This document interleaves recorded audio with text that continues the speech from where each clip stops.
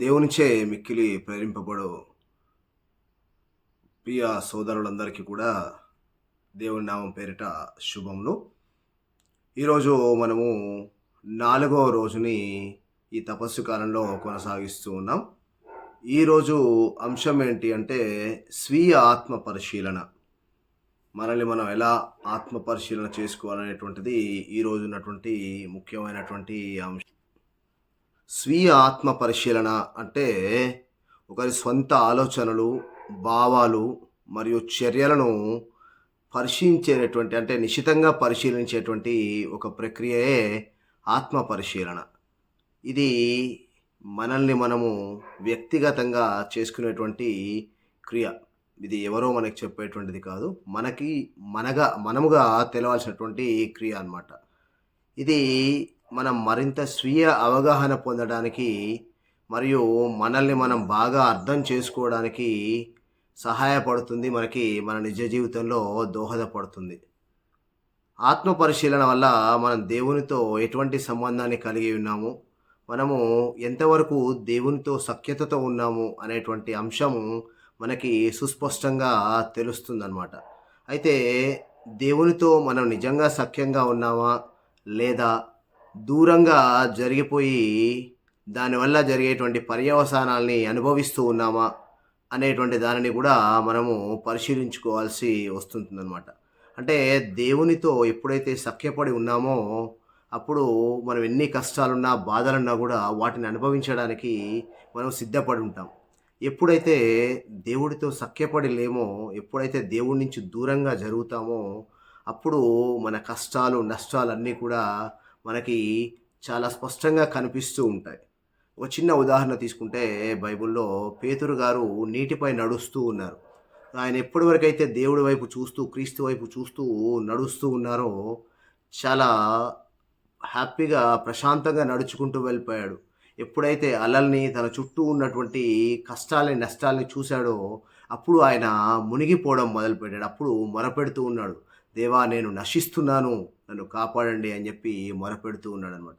మన జీవితంలో కూడా, మన నిజ జీవితంలో కూడా మనము కష్టాలని, నష్టాలను చూసి బాధపడుతూ ఉన్నట్లయితే దానికి ఈ తపస్సు కాలంలో స్వీయ ఆత్మ పరిశీలన చేసుకొని, దేవా నన్ను పట్టుకోండి, మీ చేయిని అందించండి అని మనము ఆత్మ పరిశీలన చేసుకొని ప్రార్థించాల్సినటువంటి ఈ యొక్క సమయము మన తపస్సు కాలం అన్నమాట. అయితే మనము మన శాపపు జీవితాన్ని, పాపపు జీవితాన్ని జీవిస్తున్నామా? లేదా మనం దేవుని వైపు మరలి జీవిస్తున్నామా అనేటువంటిది ఆత్మ పరిశీలన చేసుకోవాలనేటువంటి సమయం.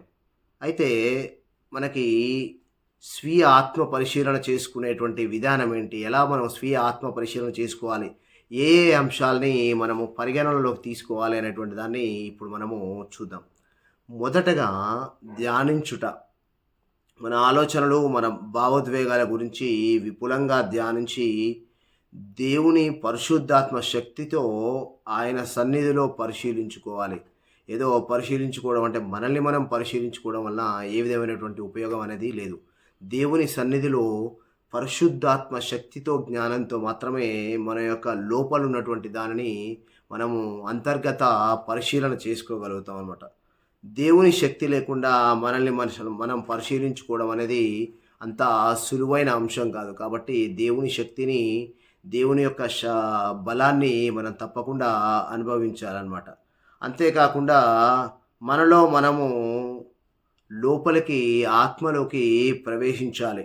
అయితే యేసుప్రభు బైబిల్‌లో చెప్పినట్లు, నీ యొక్క గదిలోనికి వెళ్ళి తలుపులు మూసుకొని ప్రార్థించండి. అంటే మీలోకి మీరు ప్రవేశించి ఆత్మతో, మీ యొక్క శరీరంతో రెండిటిని ఏకీభవించి మమేకమై ప్రార్థన చేయమని దేవుడు మనకి, క్రీస్తు ప్రభు మనకి బైబిల్‌లో చెప్పున్నారు. కాబట్టి మన లోపలికి మనం ప్రవేశిస్తే తప్ప ఆత్మ పరిశీలన అనేది చేసుకోలేమనమాట. సో ఇక్కడ మనకేంటి అంటే మనల్ని మనము ధ్యానించుకోవడము. నెక్స్ట్‌ది రెండవది ఏంటి అంటే ప్రతిబింబించుట అంటాం. అంటే ఒక పరిస్థితిని గురించి ఎలా మనకు అనిపిస్తుంది, ఎలా మనము ఫీల్ అవుతున్నాము, ఎలా మనం ఆ పరిస్థితిని ఎదుర్కోగలుగుతున్నాము అని దాన్ని మనం ఆలోచించి దానిని ముందుకి తీసుకెళ్ళేటువంటి ప్రయత్నం చేయాలన్నమాట. దానిని మనము ప్రతిబింబించుట అంటాం. మూడవది చర్చించుట. అంటే ఎవరితో చర్చించాలి అంటే మనలో మనమే చర్చించుకోవాలి. లేకపోయినట్లయితే మన ఆలోచనలు మరియు మన భావాలను ఒక కౌన్సిలర్‌కి గానీ, ఒక అభిషేకించబడినటువంటి గురువుతో గానీ, లేకపోతే ఒక ఆధ్యాత్మికమైనటువంటి స్నేహితునితో గానీ, ఓకే. అవగాహనను, సలహాలను, సూచనలను స్వీకరించి, దాని ద్వారా మన జీవితాన్ని మనము సాఫల్యం చేసుకునేటువంటి ప్రయత్నం అనేది చేయాలనమాట. మరియు నాలుగవది ఏంటి అంటే, ప్రవర్తన మార్పు మరియు సానుకూలత. సో, స్వీయ పరిశీలన ద్వారా, స్వీయ ఆత్మ పరిశీలన ద్వారా ప్రవర్తన మార్పు, సానుకూలత అనేది మనలో ఉండాల్సి ఉంటుందన్నమాట. ఉద్రేకంతో స్పందించే బదులు స్పృహతో మనము పరిశీలించి తద్వారా స్పందించాలి. మనస్తత్వాన్ని నియంత్రించుకొని పాత నమ్మకాలను, అపనమ్మకాలను విస్మరించి మనము ముందుకు సాగాల్సి ఉంటుంది అన్నమాట. సో, ఇవి మనకి స్వీయ ఆత్మ పరిశీలన గురించి మనం తెలుసుకోవాల్సినటువంటి అంశాలు. అయితే ఇప్పుడు మనము దైవ వచనాల్లో ఈ ఆత్మ పరిశీలన గురించి ఏముందో తెలుసుకుందాం. ఇప్పుడు మనము బైబిల్ ప్రకారము ఏవే వచనాలు ఆత్మ పరిశీలన గురించి ఉన్నాయో తెలుసుకుందాం. మొదటగా కీర్తనల గ్రంథము 139 కీర్తన మనకి 23, 24 వచనాలు చూసినట్లయితే మనకి ఇలా రాయబడి ఉంది. దేవా, నన్ను పరిశీలించి నా హృదయమును తెలుసుకొనుము. నన్ను పరీక్షించి నా ఆలోచనలను గుర్తింపుము. నాలో చెడ్డ ఏమైనా ఉన్నదేమో చూడుము. శాశ్వత మార్గమున నన్ను నడిపింపుమని అక్కడ మనకి రాయబడి ఉందన్నమాట. మరలా మనము పౌలు కొరింథీయులకు రాయబడిన 2వ లేఖ 13వ అధ్యాయము 5వ వచనం చూసినట్లయితే అక్కడ ఇలా రాయబడి ఉంది. మీరు ఆత్మ పరీక్ష చేసుకొనుడు. మీరు విశ్వాసము కలిగి జీవించుచున్నారా? క్రీస్తు యేసు మీ యందు ఉన్నాడని నిజముగా మీకు తెలియదా? మీరు పూర్తిగా దిగజారిపోయి ఉండేననే తప్ప ఎట్లు తెలియకుండగలదు అని అక్కడ ప్రశ్నించడం జరుగుతూ ఉందన్నమాట. ఇవన్నీ కూడా అంటే ఇంకా కూడా మనకి బైబిల్లో ఇంకా కొన్ని వచనాలు ఉన్నాయి. సో, మనకి పౌలు రోమా పౌరులకు రాసిన లేఖ 12వ అధ్యాయము 2, 3 వచనాలు మరియు సామెతల గ్రంథము 3వ అధ్యాయము 5వ వచనం ఇవి కూడా మనకి బైబిల్లో చాలా స్పష్టంగా రాయబడి ఉన్నాయి. ఇక్కడ చూసినట్లయితే మనకి మనము ఇప్పుడు ఆత్మ పరిశీలన చేసుకునేటువంటి ప్రయత్నం చేద్దాం. ఎంతవరకు మనల్ని మనం ఆత్మ పరిశీలన చేసుకుంటూ ఉన్నాం? ఎంతవరకు దేవుడి వైపు మనము మరలి వెళ్తున్నాం? నా యొక్క ప్రధాన విలువలేంటి నా జీవితంలో? మరియు నాకు నిజమైన ఆనందాన్ని తెచ్చేటువంటి సాధనాలేంటి? ఏది నాకు నిజమైన ఆనందం తెస్తుంది? అంటే దేవునిలో నేను ప్రార్థించడమా? దేవునిలో ఉండడమా? లేక ఈలోక వస్తువులు, భౌతిక వస్తువులు నాకు నిజమైన ఆనందాన్ని తెస్తున్నాయా? అలా మనం ఆత్మ పరిశీలన చేసుకోవాలి. నేను దేనికి అత్యంత కృతజ్ఞుడిగా ఉంటూ ఉన్నాను? అంటే దేవుడు చేసిన క్రియలకా? లేకపోతే నా యొక్క ఇహలోక జీవితంలో ఉన్నటువంటి వస్తువులకి, సాధనాలకా అని మనల్ని మనం ఆత్మ పరిశీలన చేసుకోవాలి. ఒకవేళ ఈ లోకంలో ఉన్న వాటిని చూసి మనం ఆనందిస్తున్నట్లయితే అది క్షణికానందము అని చెప్పి మనల్ని మనము తెలుసుకోవాల్సినటువంటి అవసరము ఎంతైనా మనకు ఉందన్నమాట. ఏ భయాలు నన్ను వెనక్కి లాగుతున్నాయి జీవితంలో? దేనికి నేను ఎక్కువగా భయపడుతూ ముందుకు సాగలేకపోతున్నాను? నా యొక్క ఆధ్యాత్మిక జీవితం దేన్ని చూసి భయపడుతూ ఉంది అని మనల్ని మనము ఆత్మ పరిశీలన చేసుకోవాలి. అలా ఆలనాడు పేతురులాగా మనము నష్టాలు అనేటువంటి అలలను చూసి భయపడి వెనకకి తగ్గిపోతున్నామా? దేవుని యందు విశ్వాసము, భక్తి అనేది సన్నగిల్లుతుందా అని మనల్ని మనము ఆత్మ పరిశీలన చేసుకోవాల్సినటువంటి అవసరం ఏంటి? మనలో ఉన్నటువంటి బలాలేంటి?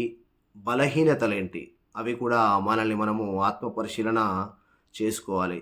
మరియు నేను ఈ యొక్క తపస్సు కాలంలో కాదు, నా జీవితంలో ఎంతవరకు నిజాయితీగా దేవుని ఆజ్ఞలను పాటిస్తూ జీవిస్తున్నాను అని మనల్ని మనము ఆత్మ పరిశీలన చేసుకోవాలన్నమాట. సో, ఇవన్నీ మనము ఈరోజు ఈ యొక్క 4వ రోజు మన యొక్క స్వీయ ఆత్మ పరిశీలన చేసుకుంటూ దేవుడికి ప్రార్థించుకుందాం. దేవా, నీ యొక్క పరిశుద్ధమైనటువంటి ఈ యొక్క అనుగ్రహ కాలంలో నేను నా జీవితాన్ని జీవిస్తూ ఉన్నాను. నాకు తోడుగా ఉండండి అని ఇప్పుడు మనము ప్రార్థన చేసుకుందాం. ప్రార్థన. ఓ నా దేవా, నా బలమా, నన్ను పరిశీలించి నా హృదయంను తెలుసుకుని వాడవు నీవే. నన్ను పరీక్షించి నా ఆలోచనలను తెలుసుకొనుము. తండ్రి, మీరు చేసిన ఉపకారములను నేను నా హృదయంలో ధ్యానించినప్పుడు నా హృదయం మహదానందంతో ఉప్పొంగుచున్నది. కృపగల తండ్రి, ప్రతిరోజు నీ కృపా వెలుగులో జీవించడానికి నాకు సహాయం చేయండి. మీ దిద్దుబాటు మీ ప్రేమ సందేశమని గుర్తెరిగి దానిని అంగీకరించి నా జీవితానికి దానిని అన్వయించుకోవడానికి నాకు సహాయం చేయండి.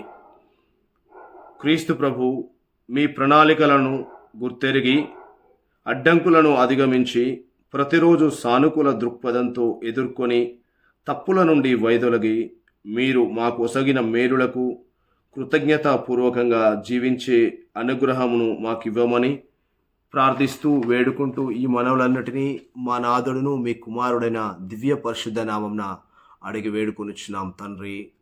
Amen, amen, amen. దేవుడు మనకి తోడుగా ఉండి మనల్ని దీవించునుగాక. ఈ యొక్క సందేశం మీకు నచ్చినట్లయితే ఛానల్ని సబ్స్క్రైబ్ చేసుకోండి, లైక్ చేయండి, షేర్ చేయండి. ఈ 40 రోజులు ఆధ్యాత్మికంగా దీక్షలో ఎవరెవరైతే ఉన్నారో వాళ్ళందరూ ఎదగాలని, దేవునిలో సఖ్యతతో ఉండాలని కోరుకుంటూ అందరికీ praise the Lord. Thank you.